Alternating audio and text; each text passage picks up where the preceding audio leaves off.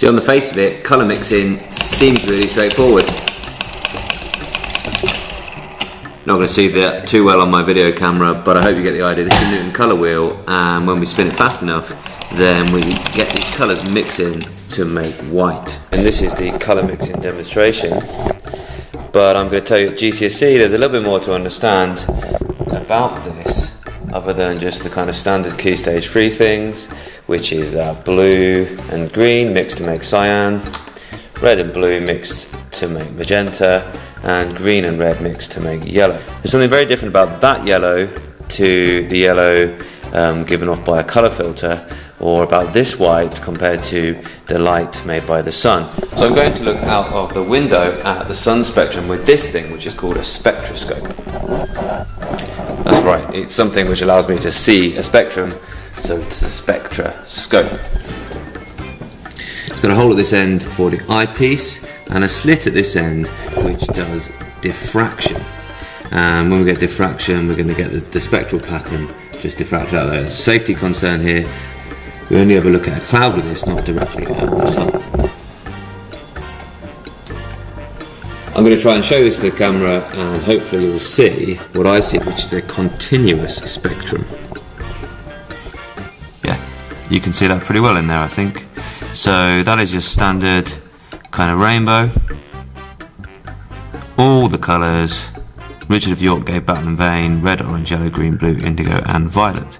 And you can see, if I go to the second order spectrum there, you can see it's continuous, meaning that there's no gaps between them, there's no discrete lines. It's a kind of continuous splodge. Really it goes ready, ready orange, orangey red, orangey yellow, yellow, and so on and so forth, rather than just like discrete colour lines. But when we look at the LEDs on my colour mixing demo, which is what I'm going to do next, you'll see there's something very different about that. Now the clouds are white, and so is the middle of my colour mixing demo. So here we are, I'm just looking at the LEDs, and I'm going to shine the red LED through my spectroscope. Hopefully you can see there's just one red light. The blue, there's just one blue, and the green, just one green. So now I want to analyse this green light circle here on my screen. You can see, hopefully, I just get that one green light. The blue, I just get the one blue light. The red, just get one red. So now the white, it is not the same white as I saw out the window. You can see I have an individual red, an individual green and an individual blue light, and they are mixing together to make white light. It is not the same white as we saw out the window. It is not the same white as the sun. We see white, and the reason for that is about the receptors in our eyes. The perceived colour is white, rather than it actually being a mix of all of the different frequencies. So now when I talk about this yellow, hopefully you can see this yellow is not really a yellow frequency of light at all. This yellow that I'm looking at through my spectroscope is actually the wavelengths red and green. And my eyes and my camera and the screen that you're looking at this on and your eyes are just saying that's equivalent to yellow. So every time you see yellow, it's because the red and the green sensitive cells in your eyes are detecting light, and your eyes and your brain are just putting that together to say that's yellow wavelength of light. Magenta, hopefully you can see this, it's not got a magenta wavelength of light at all. It has got a blue wavelength and a red wavelength. So this white will not split into a rainbow like our sun's light. So we say that's the difference between perceived colour and spectral colour. The sun produces a continuous spectrum which has all of the different frequencies, all of the different wavelengths of light. We are in fact evolved to see only this very small portion of the visible spectrum, And to cover that portion of the visible spectrum, we have evolved to have red, blue and green sensitive cells in our eyes.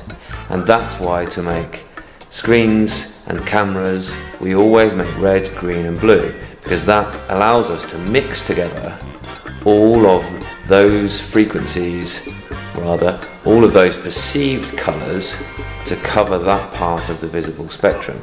It's amazing, right? So this lamp here produces a pretty continuous spectrum. Here you go. So it doesn't produce individual bands of red, green and blue, it produces a kind of continuous spectrum as well. So I can use a colour filter to actually just absorb all the other frequencies of light bar the red.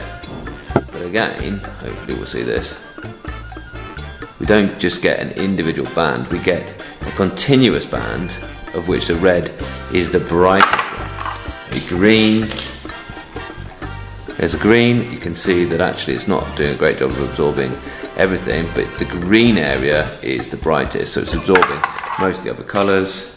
And lastly the blue.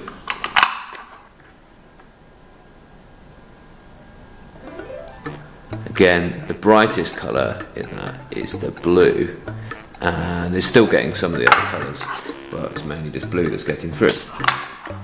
So with the yellow, this is not colour mixed yellow, this is not green and red, this is a yellow filter from a continuous spectrum.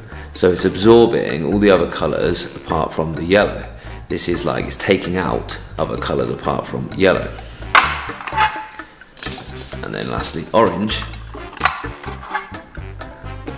This is taking out the other colours apart from the orange frequencies of light. So you can see the brightest part of that spectrum is the orange area. So it's absorbing the other colours apart from the orange frequency. That's what you'd call the spectral colour orange rather than the perceived colour. Except of course in the sensor of this camera, it's just making orange as a percentage of R, G and B, and then it's encoding that as R, G and B in its data, and then it's playing that back onto a screen that you're watching on with some R, G and B pixels. So actually you never saw the spectral colour that was that orange, you've just seen a mixture of R, G and B. Get it? Thanks for watching Gorilla Physics. I hope that makes sense. This is something which is pretty straightforward, but there's a long way to go and a lot of depth in there. You really think about the difference between that white and the white produced by our sun, or even produced by other lamps that you've seen. This has huge consequences for photography, and it's one of the reasons why different photographs look different in different lights. The sun produces a very continuous spectrum over the whole range quite evenly, whereas incandescent light bulbs like this one produce quite a yellow light, brighter in the yellow spectrum, and strip lights like the ones above here, the fluorescent lights, they produce quite a blue light. Flash bulbs produce a very blue light. So we have to think about that when we're working with photographs. Thanks for watching Gorilla Physics. I'm Kit Masters, and we're all about you understanding more. So enjoy physics more, get more confident, do better in your exams.